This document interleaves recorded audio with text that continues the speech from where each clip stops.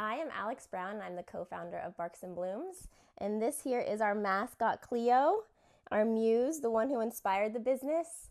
Um, I adopted her about 2 years ago, and initially, when I was looking for a dog, I always wanted a dog. I was so excited when my husband and I decided to go, adopt one, and so I was looking online, and all I wanted was a Labrador. Like, I just wanted a Labrador Retriever. I love all types of dogs. I truly do.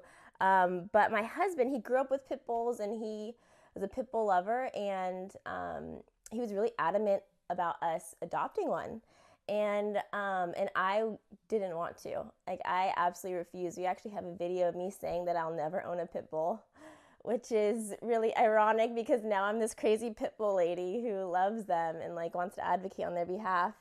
And so, yeah, it started out initially where I wanted nothing to do with the breed, and I really believed the misconceptions that are told in the media. And it's interesting because I actually grew up with one. My grandma owned one named Lexus, and I had an incredible experience with Lexus. But for some reason, the media still had that much of an ability to really change my perception of them, regardless of my experience with the dog that I grew up with when I was little.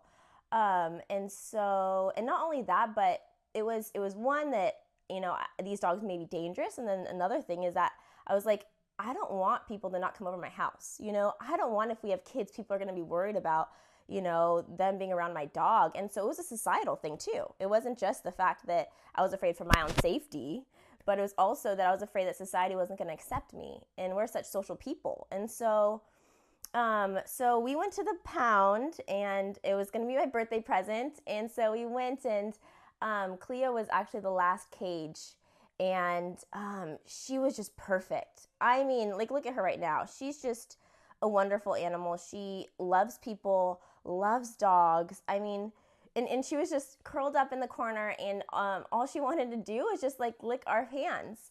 And she came really slowly and was just so sweet. And all the other dogs around, so the place that we lived, they didn't allow dogs that barked. And she was just so quiet. And so I was like, oh, fine, I'll give her a chance. And so we had to wait a little while, and then we finally got to meet her in person.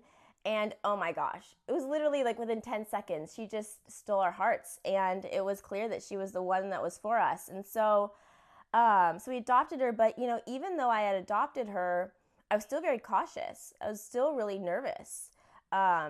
Even like she was actually 7 months old, but even when we were in the apartment together, I was like afraid that she was going to come and attack me.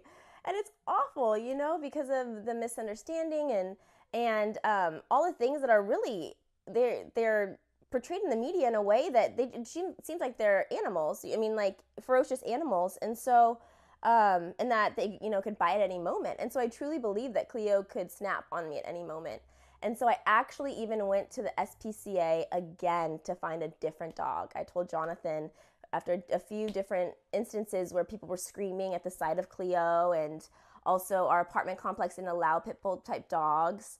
And so I was just like, Jonathan, is this going to be our life? Is this what it's going to look like? And so I actually went and cheated on poor Cleo and went to go look for another one. I was like, maybe this is just like, it just happened that we're going to find her a better home on a farm somewhere, and it'll be way better for her, and we'll just find another dog. And I didn't end up finding another dog, but I came back home, and Cleo was just at home waiting for me. And I mean, she followed me in every room that I went to, and she was just like, I love you, Mom. I love you, Mom.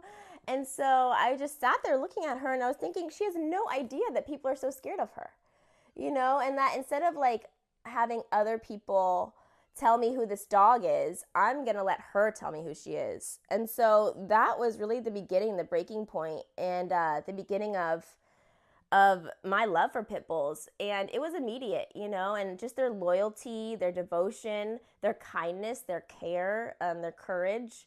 They're just wonderful animals, and I'm so thankful for her. Like, she's changed my life, literally. I mean, even my career path. And when people meet her, they just sense her beauty and her love, and it's really genuine. And so, yeah, that's how Barks and Blooms, or the initial part of me being a part of the Pitbull community, started. And now, I mean, there's no turning back. Pitbull lover for life.